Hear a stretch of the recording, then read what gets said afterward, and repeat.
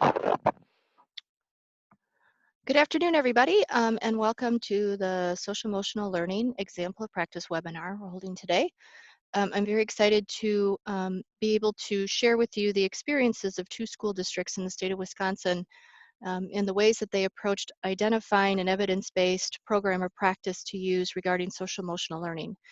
It's easy to talk about those programs, but to actually determine which ones you're going to use without just picking something because a person knows about it can actually take a little bit of planning and some preparation.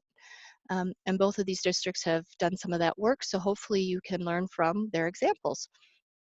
This webinar is being recorded, and I will monitor the chat box for questions if you've joined these before. It's the same as we have done in the past. So you can certainly put those questions in the box, and I will respond to them by sending them to the presenters. Some we may decide to hold till the end because it could be something both presenters could address. There will be some time at the end for questions as well. Once this has been formatted to include closed captioning, this will go on the SEL website, so you can access this, or folks that maybe couldn't join you today could access this at a later date. So I am going to turn this over right now to Ted Gannerman, who is going to share with us the experience and the process that Oak Creek Franklin Joint School District took. Ted, if you want to unmute, I'm going to unmute, and I'm leaving it to you. All right, excellent. Thank you very much, Beth. Thank you, everybody, for being here. Good afternoon. My name is Ted Gannerman, as Beth mentioned, and I am the Director of Student Services for the Oak Creek Franklin School District. And I'm delighted to have an opportunity to share the process that our team used to select our Tier 1 SEL curriculum. That being said, I do want to be clear that while I get to be the one sharing our work today, the planning and execution of our process was absolutely a team effort. In terms of our research and planning, I'd like to specifically thank our mental health core team, which includes Emily Tregellis, who's one of our school psychologists, Courtney Curry, who's one of our social workers, and Nicole Colmorgan, who is one of our counselors. We also have an incredible building and district administrative team who've been amazingly supportive, as well as a student services team whose dedication and support for students and families honestly seems to know no bounds. It's just an amazing group of people, and I feel so blessed to work here. So let's see why my slides are not advancing.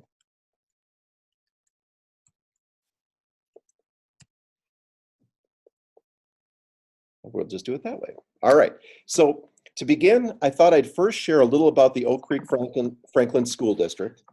Secondly, I'll quickly review the 4 goals that our district identified as part of our mental health grant. Third, I'd like to discuss the Hexagon Tool, which is the process that we use to select our Tier 1 curriculum.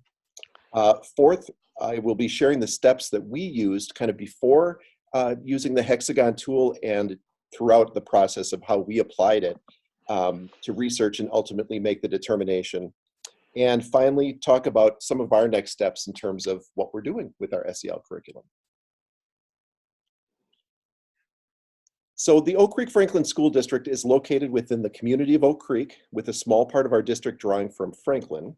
Oak Creek has approximately 35,000 residents and has experienced significant growth over the past 20 years. In fact, if you haven't been here, you got to see our IKEA and stop downtown. It's just, if you haven't been to Oak Creek for quite a while, or for a while, it has changed dramatically in the last few years. As a district, we have 11 schools, 7 elementary, 2 middle school, 1 high school, and our high school actually consists of a fairly newly built 9th grade center, which just houses our 9th grade students, and that's connected via a walkway to our 10-12 building. We have about 6,600 students, and in terms of student demographics, we're approximately 70%, 73% white, 13% Hispanic students, 7% Asian, 4% Black, and 3% other. We have about 10% of our students who are identified as students with disabilities, and 8% of our students who are identified as English language learners. So this year we set 4 goals relative to supporting the social, emotional, and mental health needs of our students. The first goal is for our district to select and implement a research-based universal SEL curriculum for students in kindergarten through 6th grade.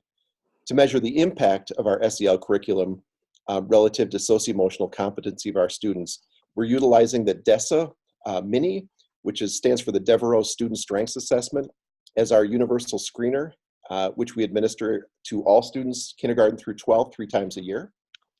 Our second goal is focused on creating schools that support the social, emotional, and mental health needs of all learners. To reach this goal, we're working with schools to align their practices using the CASEL school-wide SEL planning and implementation rubric.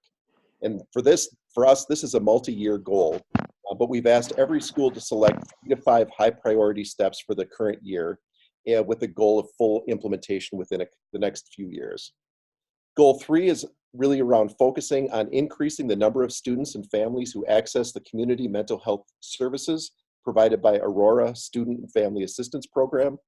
We have a partnership with Aurora, which had historically actually only been available to middle and high school students and families.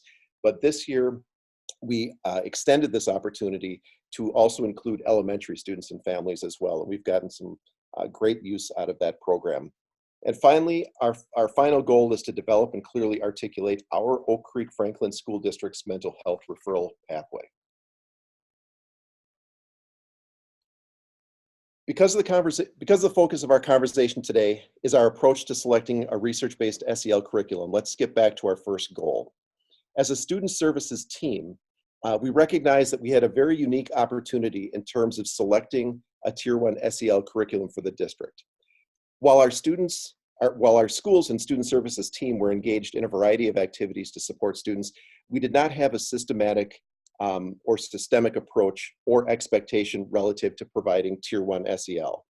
And so given this opportunity, we wanted to be absolutely certain that the selection process we used was thoughtful and methodical, understanding that whatever decision that we would make would ultimately result in a significant commitment of district resources in terms of the curriculum, but also in the training and support necessary, especially because our plan is to be very thoughtful with anything that we implement and make sure that we're doing it with fidelity. So a few years ago, I was introduced to the Hexagon model, actually by Emily Tregellis, who's sitting right next to me today, as a process to systematically evaluate new or existing programs or interventions. The Hexagon tool was actually developed by the National Implementation Research Network and designed to help organizations understand how a new or existing program or practice can fit into a school district's existing work or context. So in other words, the Hexagon tool not only provided us with a process through which we could evaluate programs that we were considering, but it also helped to ensure that our team was looking at all relevant factors to ensure that we made the right choice and considered critical factors related to successful implementation. The Hexagon tool evaluates potential programs across 2 primary domains, which are program-related indicators and implementing site-related indicators. And within each of these 2 domains are 3 additional indicators.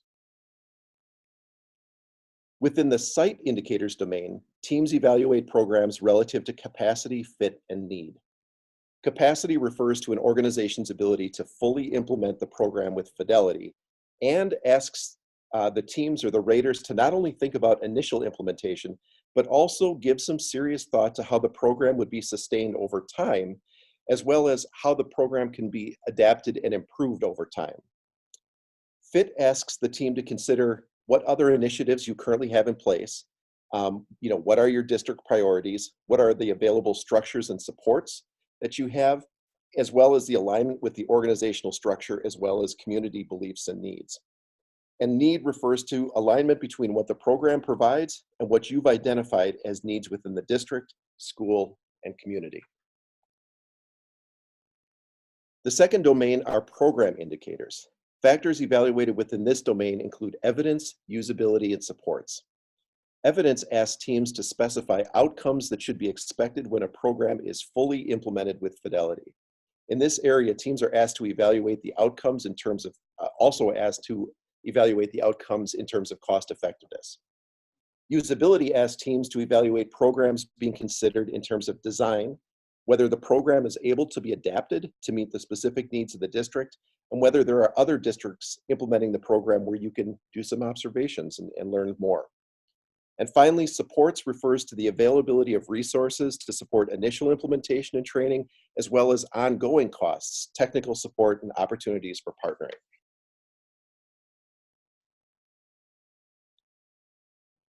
The Hexagon process provides a tool for teams to rate on a 1 to 5 scale, where 5 equals high evidence and 1 equals low evidence for specific questions related to each of the 6 factors that I mentioned above. Additional boxes are also provided so that teams can provide any additional thoughts or considerations when discussing each factor. Understand that all programs are going to have areas of strength as well as potential gaps. We found it very helpful working thoughtfully through this data analysis, helped us, raise our own awareness of whatever program we select, that we might, things that we might run into in terms of implementation that we should be aware of. So let's move on to talk about the steps that we took as a team to use the Hexagon tool to select our SEL curriculum. And while I'm going to focus on the steps we use to apply the process to our curriculum selection, there are a few steps that we took in advance of the actual Hexagon process, which I believed were very helpful. First, we worked with our student services team, our building and district leadership team, and our school board in terms of prioritizing Tier 1 SEL instruction across the district. In the absence of SEL being identified as a priority, there was simply not going to be any way that we could have taken any of the subsequent steps necessary to move forward. We all know there are lots of competing interests, lots of competing stuff going on in school districts. And so it has to rise to the level of being something that is seen as very important. Our student services team also engaged in a variety of presentations to building administrators, district administrators, and our school board, and others to raise awareness of how important SEL was in terms of developing healthy, happy, and academically successful students. And I officially banned the phrase soft skills. We're no longer allowed to use soft skills in our district because we know that strong SEL skills are anything but soft skills. They are incredible. They are just as important as any of the other skills that we teach. We also worked with the superintendent and assistant superintendents to elevate SEL and mental health to the level of being included on our district's improvement plan, as well as each school's individual annual improvement plan. I also worked with building principals and our district admin team and the school board to increase student services staffing at the elementary level to provide the capacity needed to thoughtfully address SEL and mental health. And as a result, we were very fortunate. This past year, we were able to add 3 full-time school psychologists and an additional counselor. So, and again, I go back to all of the conversations about why this is important and what you need to make it happen in a very realistic sort of way. We then worked as a school student services team to clarify and realign our roles and responsibilities to ensure that we had the individuals identified who would serve in the different capacities needed to support SEL and mental health. So what we didn't want to do was add more staff and then just keep on doing the same things that we've always done, but rather really take a close look at what are we doing, what are the needs of the district, and how are we going to, take the staff that we have and really use them in a strategic way to meet the needs of the district. And so I'm sure I'm probably missing a number of smaller steps, but ensuring that SEL was a significant priority, as well as increasing our student services capacity to support the needs, were critical first steps before even moving on into the tool in those steps. So relative to applying the Hexagon tool, our first step was to reach out to district staff. And in particular, we reached out to student services staff and building principals and solicited programs for consideration. And during this initial phase, our goal was not to place any limitations other than specifying that we were looking for potential programs to be evaluated to use as our Tier 1 universal SEL curriculum. Our second step, that's a little foreshadowing for you. Our second step was for our core mental health team to review all program recommendations and narrow the list to 4 programs, which should be reviewed with our large group via the Hexagon tool. So as luck would have it, we received a lot of input and a lot of suggestions, but only 4 programs ultimately were listed. So we were glad that we didn't have to try to narrow down 20 programs to 4 programs, but ultimately you do have to kind of limit the number of programs if you're going to do this effectively. So next, our core mental health team met several times to create a Google folder for each program being considered. We then collected as much research, and this is with our small group, as possible in advance of the large team meeting. This research included, reaching out to publishers for each of the programs to request, their independent research, pricing, and any information that they're willing to send us to help our decision making. And when you contacted a publisher saying that we're looking to make a major purchase, it's amazing how much information they'll send you rather quickly. So we were able to get a lot of stuff. It's important to know, though, that teams, our small team that ultimately reviewed, it's important to know that the team, so when we went to the larger group who reviewed the programs, were not at all limited to the information that we collected as a core team.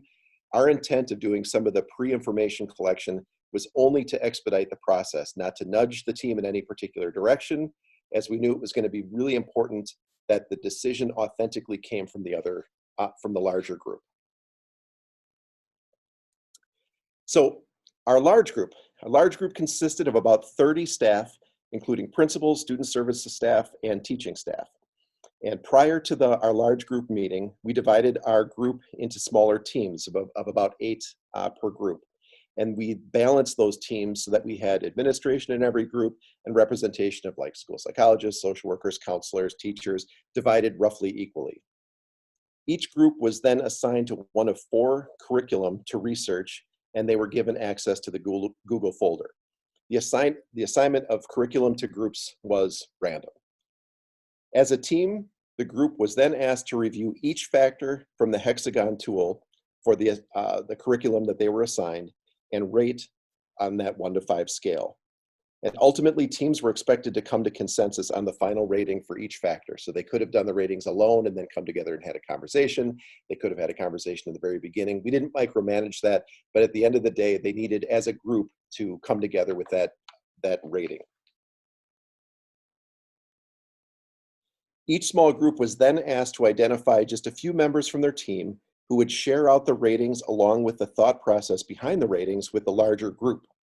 And at the end of each presentation, team members from the large group were invited to ask any clarifying questions. And after each of the 4 groups had an opportunity to share their findings from the team, we then asked if there were any more questions or if there was any more information that should be considered before we voted. When it was apparent that the large group felt as though they had the information they needed, each participant independently completed a Google survey to vote for the SEL curriculum that they would choose based on the evaluation results. Once everyone cast their vote, we immediately revealed the winner, in which case happened to be second step. One aspect worth noting is that myself and our 3 core mental health team members who conducted the research did not participate on any of the small teams. This was, I'd have to say, admittedly a little tough for us because I think we all had some strong feelings.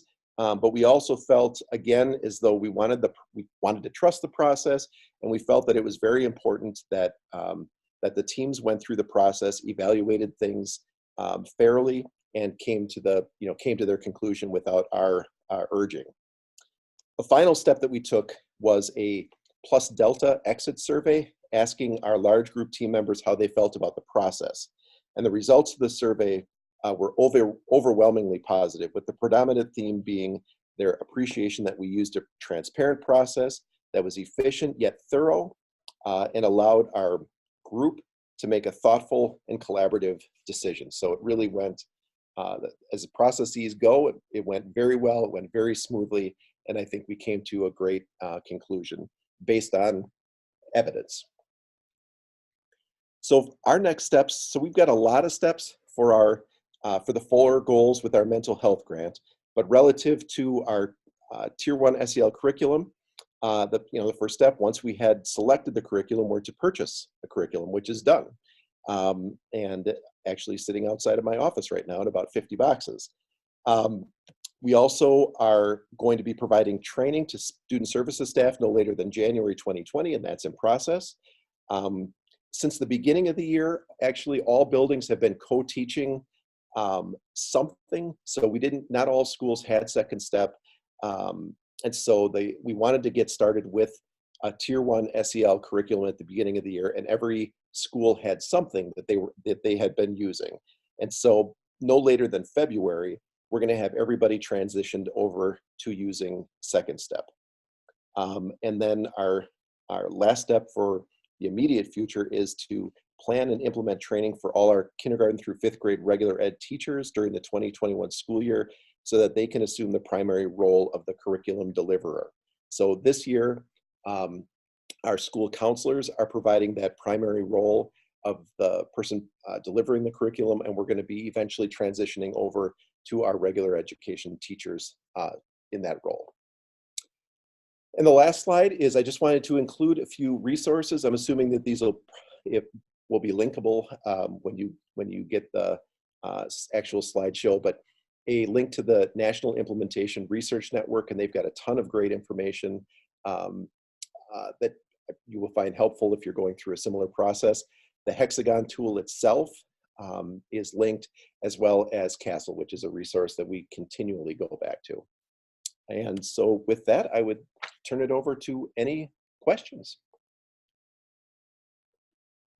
So if you have any questions, you can put them in the chat box. And Ted, I'm working to get the links directly in the chat box for people as well, Okay. if they want to link to those. So I have NERNs out there, so the National Implementation Research Network, and then I'll add the other two as we go through the rest.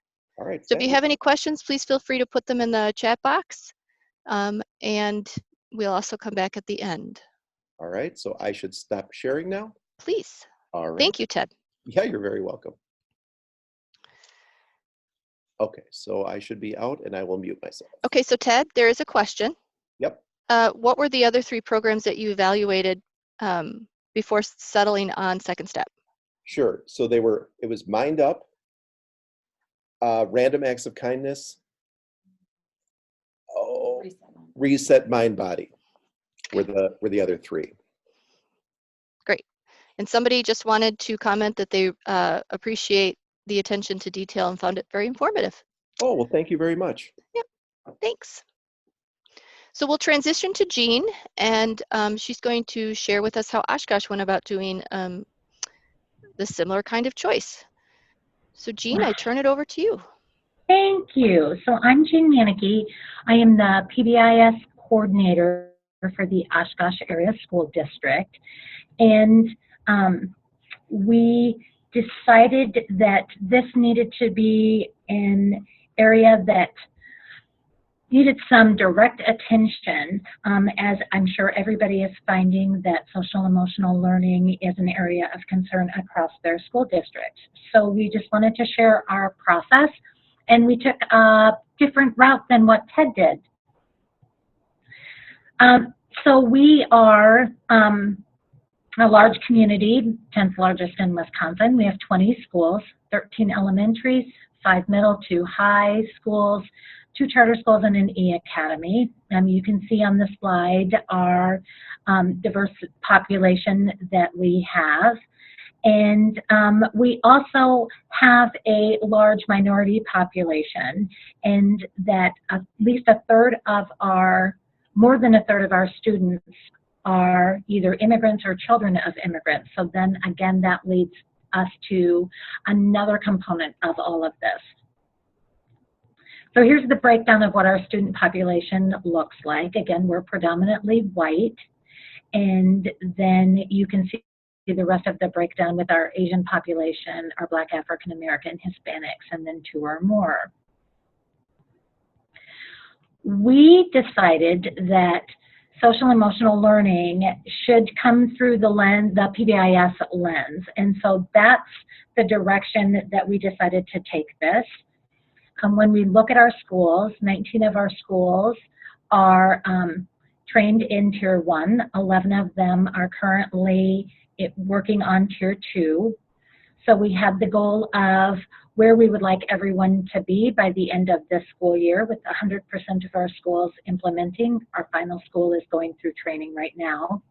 And then at least 80% of them would be at the Tier 2.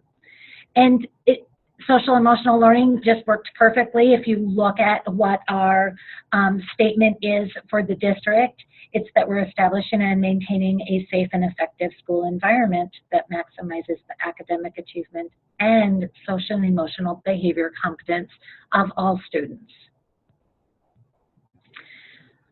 We took a different approach. We decided that instead of implementing across all elementaries or across all grade levels, that we were going to look at doing a field study.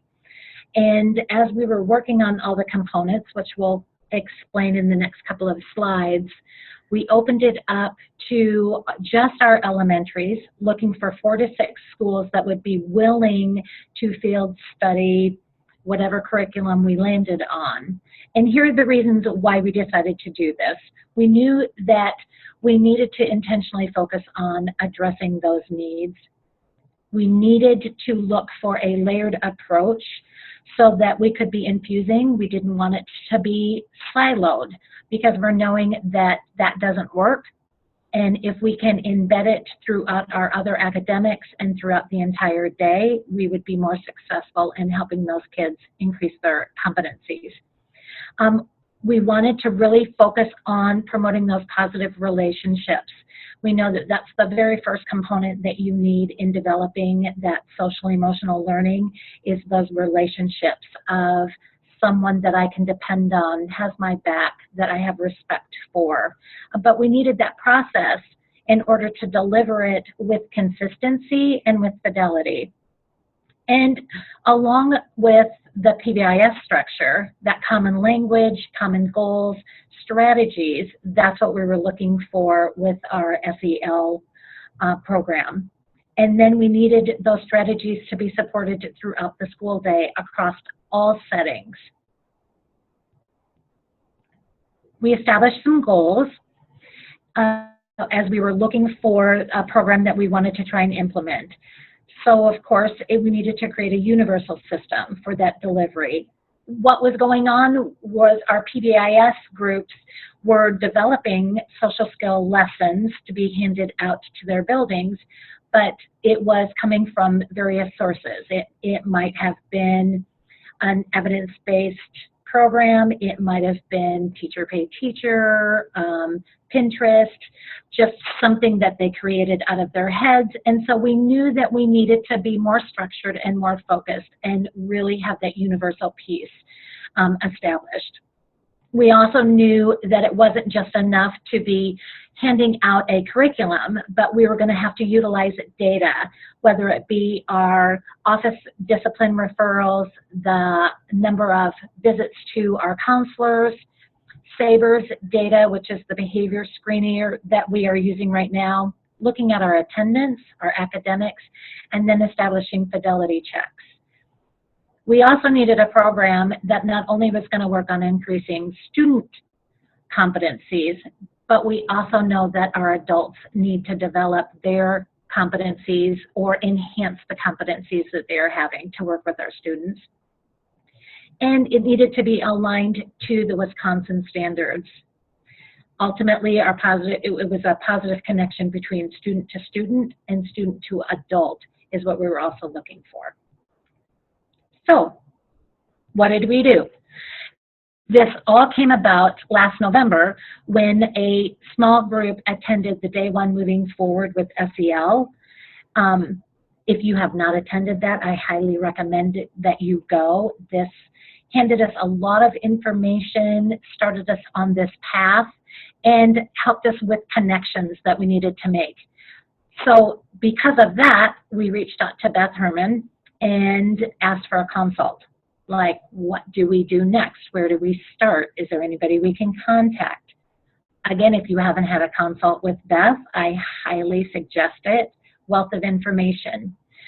So she led us to another school district that was successfully implementing, and we had a very lengthy phone conversation about what they did, their first steps, how is it going, what do they wish they would have known before they started, how are they monitoring what is going on, and some of their next steps.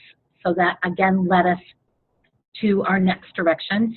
We definitely utilized CASEL in multiple ways, starting with their school guide and what should be our first steps. And then we set some must-haves to guide our direction. So we created a social emotional learning proposal that we had shared out with all of the principals at our elementaries. And some of our must-haves was strong administrative leadership, positive staff buy-in, willingness of the administrator and the staff to implement whatever program we chose with fidelity, making sure that our administrator had a clear understanding of their involvement in meetings and discussions regarding implementation at every step, a need for a strong universal system, again, so that we could embed it to what was already happening and aligned with what our PBIS data was showing us. We also made it very clear that we did not want this to be a counselor-directed program, that we really wanted it to be school-wide and implemented within the classroom. And that again then led to the understanding that a lot of the responsibility would be placed on that classroom teacher. So we began researching and contacting companies regarding curriculum. We built a spreadsheet that listed all of our potential companies. We found those directly off of CASEL. That was our first guiding steps as to which programs to look at and which ones to eliminate. We also, as we were looking at this, took some inventory of what had already been happening in the district, either currently or in the past, and then asked questions about if those were programs we wanted to go to. So we knew that Second Step had been implemented in a few of our buildings, but then fell by the wayside. So then it was the idea of, if it wasn't working at that point, would we bring it back and how well would it be received? Tribes had also been another program that had been implemented in the past that had kind of faded to the sidelines. And so that kind of automatically eliminated those as we were looking. We began watching all of the DPI webinars with our team. Our team consisted of myself. We have 13 elementary counselors. We have 5 behavior interventionists. We had a principal who had already been implementing their own SEL practices, very heavily vested in this process. And then our director of pupil service and our director of special ed. We used the tool on CASEL for reviewing evidence-based SEL programs. And so then everybody had access to that tool as we were watching the webinars, so that we were all watching from the same lens, creating the same types of questions. Then we asked schools to volunteer to field study. And again, like I said, we were looking for only 4 to 6 of the schools to do this. And once we had the team looking at all of our different webinars and looking at the research spreadsheet that we had created, we now started asking for top 3. And once we looked at the top 3, we had narrowed it down at that point to the PATHS, P-A-T-H-S, positive action, the caring school community, and our actual curriculum that we landed on was not one of our initial ones, and we'll explain that in a minute. We set up meetings then with the top curriculum choices, and had questions already prepared about what we were going to ask those companies. At one point, Sanford Harmony came up. We had watched the webinar, so here's another good point. We watched the webinar and said, okay, this is all right. It's very similar to what's already going on. Is this the direction we want to go? One of our counselors called on all of his counseling connections and said, what's out there? What do you know? What are you utilizing? Sanford Harmony kept coming up. We contacted Sanford Harmony then to be one of our top choices, And it's very interesting to note that their initial webinar and then the webinar they presented for us specifically was very different and way more helpful. Okay. So we landed with Sanford Harmony after the group decision. So kind of like Ted, we had all the information laid out. I removed myself from the discussion and let them make that decision. We selected Sanford Harmony for a variety of reasons. There's only 22 lessons. That allowed for flexibility.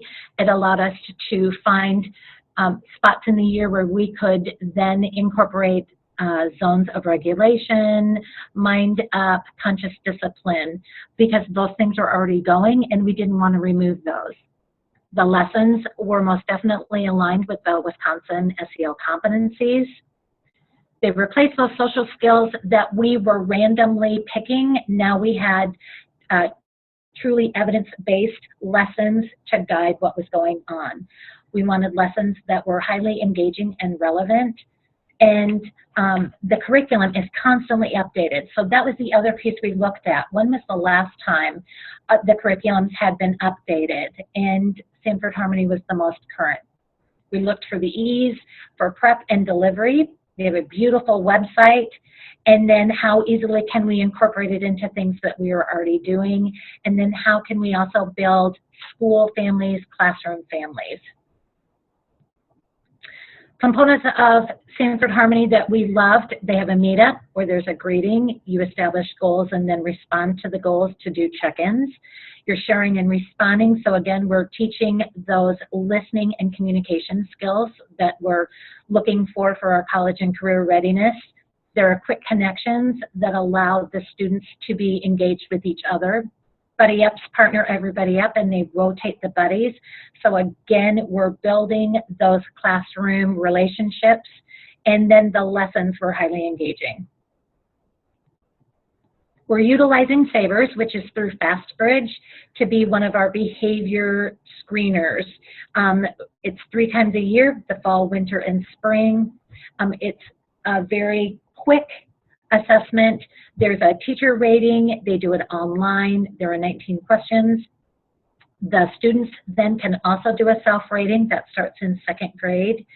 And then there's an overlap that comes once you do this. So this is an example of what you might see on the data. So we have the teacher rating in pink. We have the student rating in blue. This allowed great conversations about, oh, wow, I noticed arguing. I rated you as almost always. You said almost never. We need to clarify what arguing looks like. Let's have a definition, and then that's something to work on. It also rates the kids to see if they are high-risk students or low-risk students. Then that layers us to the next steps. Some of our early observations that we've had through this process is we've seen increased student engagement. There's this respectful, reciprocal communication with the peers. That is most definitely occurring through the Buddy Up. The teachers and students are sharing that they enjoy it. One teacher had said, out of all the things that we've had to implement, this is the easiest thing we've ever had to implement. Of course, challenges come back to that time, scheduling, pacing, ensuring the fidelity. We created a fidelity checklist. So once a month, we're going through our field study schools and we're just checking to see, do they have these things in place? How are they going? And then we're making notes. We have follow-up collabs after that to discuss what's going on and next steps. So moving forward, we'll continue to hold our monthly fidelity checks and our collabs with the principals and the teachers. We are currently now working through each unit to identify the heart of each lesson, to also help the staff with the pacing and how to embed that through other curricular areas. So that leads us to creating a more detailed pacing guide. We're digging deeper into the data that we're collecting through the Sabres and My Sabres. Again, January will be our next round, so we'll be able to look at our baseline and compare it to what's going on now and hopefully seeing growth. And then we'll continue to look for opportunities to embed that Sanford Harmony throughout our day.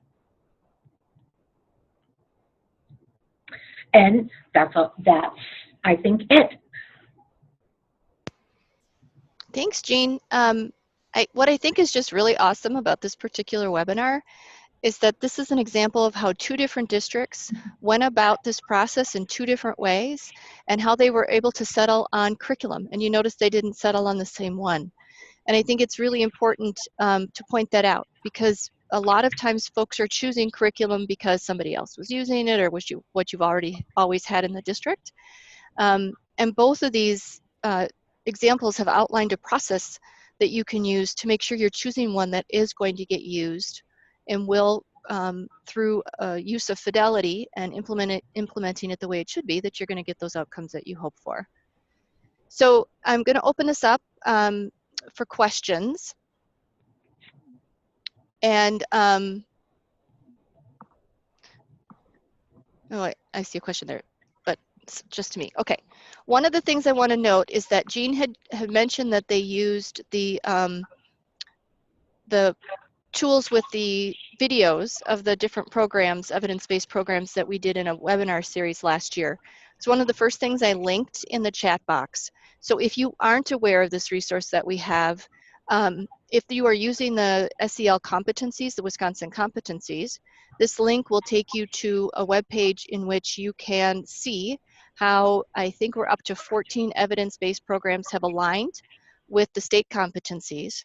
And then many of them did a webinar last May going over some details about the programs. And it's a good place to start. And I think Jean makes a really good point. It was a 60-minute overview, a general overview on the program, but that shouldn't be the only thing that you take to look at to determine it, but it's one tool that you can use.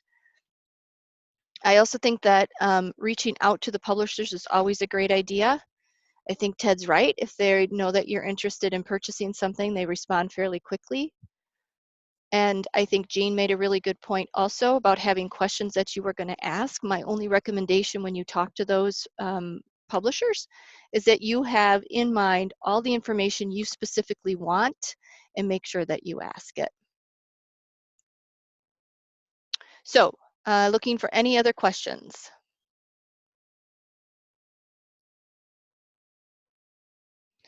So somebody did want to know, Jean, why you eliminated, they lost their audio. You had talked about that you decided to eliminate second step. Can you share why you guys opted to eliminate something that had been in the district? We had started with second step, having that discussion, knowing that it had been in the district previously. But I think enough time had passed that they had stepped away. It wasn't being fully implemented. There was this feeling of it not being as successful as they wanted, and we were really concerned about bringing something back that had already been in the district that maybe wasn't so positively received or positively implemented. Thank you. So for both of you, how did you ensure that teachers were going to be on board with this curriculum, whatever you decided? Both of you had talked about moving the implementation of the curriculum into classrooms and being the responsibility of classroom teachers. How did you work to get their support for this?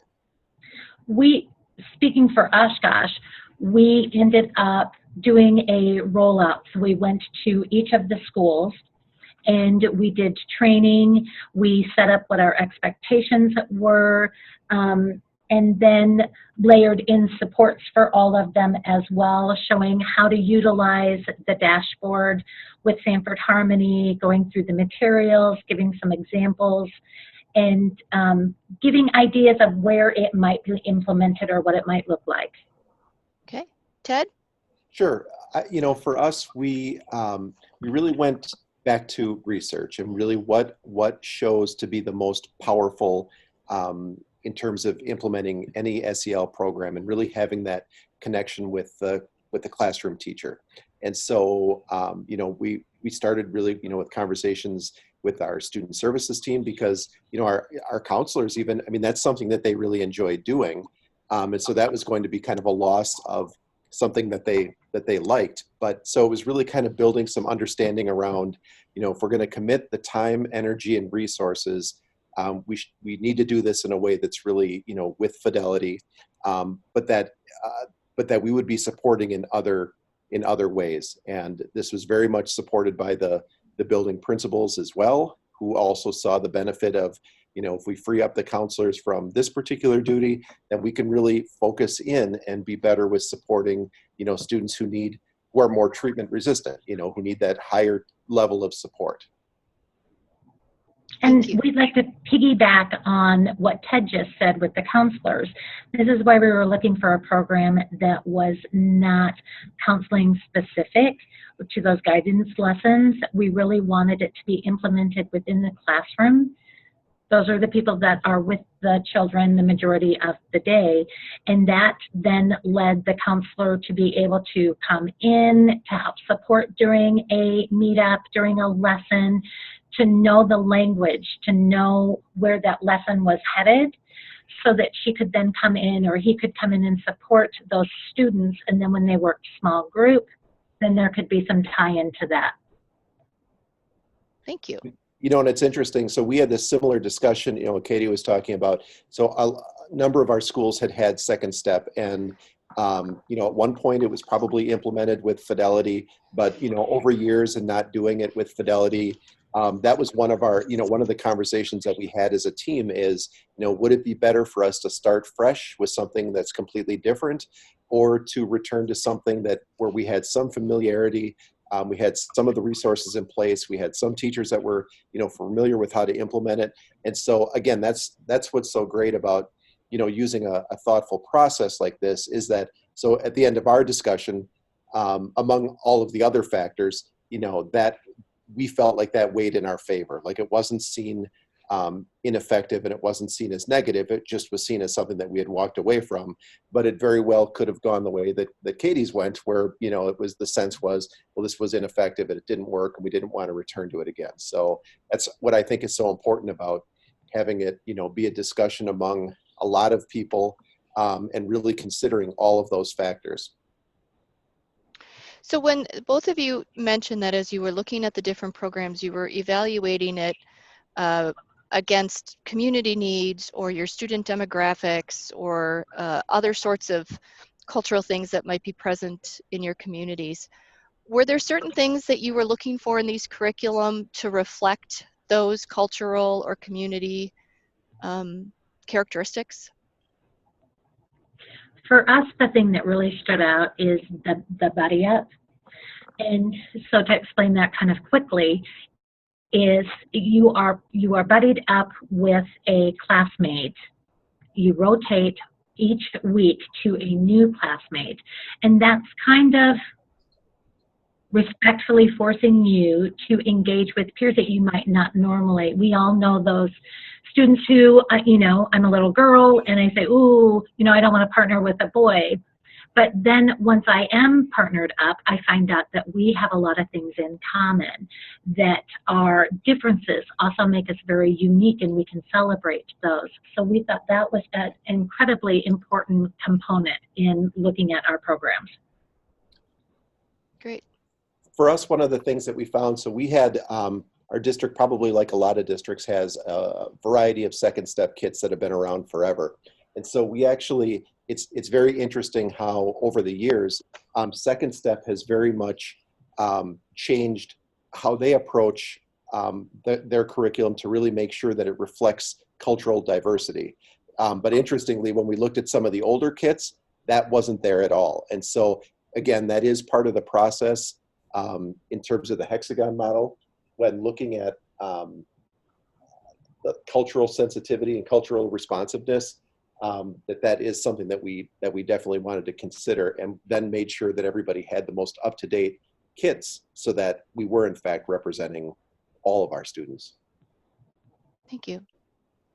And then Beth, we'd like to add too, one piece that we thought was important was that because it was being delivered through the classroom, our counselors were supporting this. We also wanted our specialists to be involved and having components that they could utilize within their classroom that aligned with everything that we were doing. So they are able to use the buddy up in art or PE, music, they are using that same language, and that way we're embedding it throughout the entire school. We also introduced this to our Boys and Girls Club and our Lighted Schoolhouse, our after-school programs, so that they could also be incorporating an afternoon meetup, doing some buddy-up activities, using the same collaboration or conversation pieces to build that community as well. And then that way we could generalize outside of the classroom into other settings and into the community.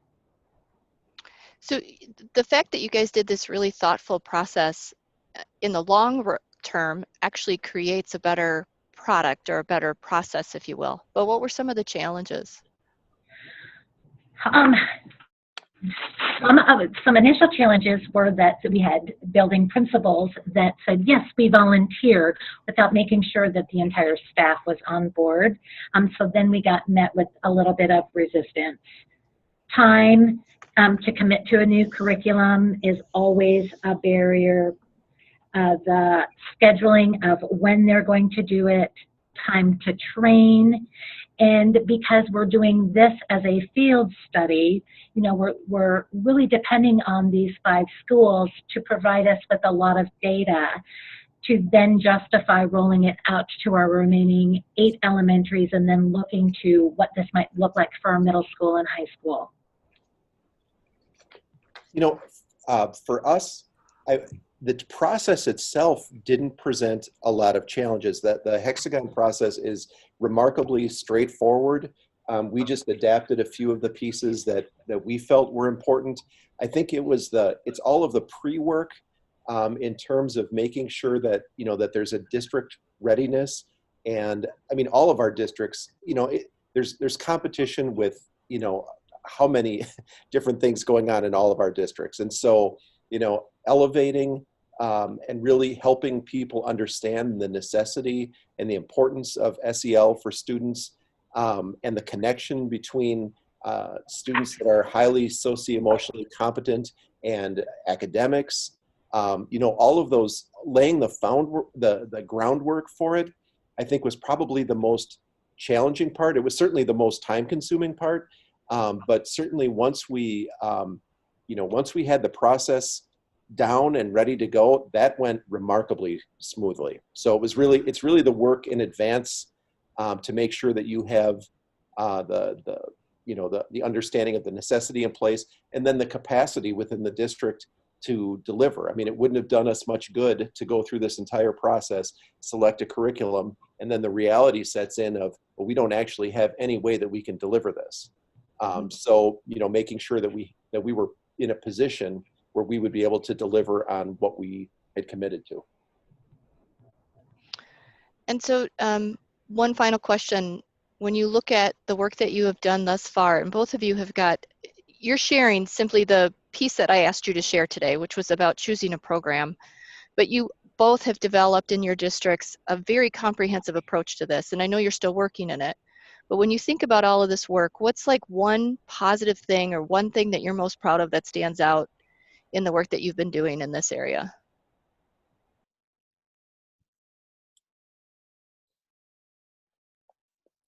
My silence is only because there's a lot of things. It's not because there's nothing.